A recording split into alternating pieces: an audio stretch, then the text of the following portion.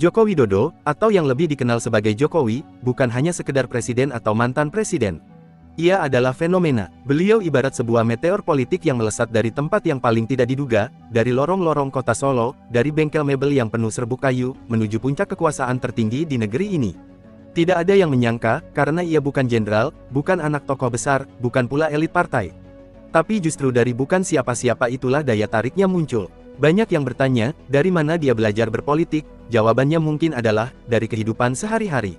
Dari pasar, dari jalanan, dari rakyat kecil yang seringkali hanya jadi objek janji kampanye.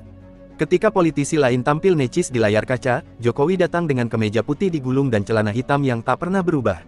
Ia belusukan ke gang sempit, menyapa warga, masuk pasar, meninjau proyek dengan ekspresi polos namun tajam. Kampanyenya bukan tentang pidato besar, melainkan tentang gestur kecil yang punya makna. Pendekatannya bukan elitisme, tapi kerakyatan. Bukan patronase, tapi partisipasi. Basis kekuatannya bukan dari partai, melainkan dari relawan yang rela bergerak tanpa dibayar. Jokowi seperti antitesis dari politik Indonesia yang penuh perhitungan. Tapi seperti halnya, cahaya terang, bayangannya pun kuat. Cinta yang besar sering datang dengan kebencian yang tak kalah keras. Dan begitulah Jokowi, memecah publik dalam dua kutub ekstrim. Sejak awal masa kampanye hingga kini setelah lengser, dunia media sosial tak pernah sepi dari perdebatan antara pendukung fanatik yang dijuluki cebong, dan para pembencinya, yang sering disebut kadrun, alias kadal gurun.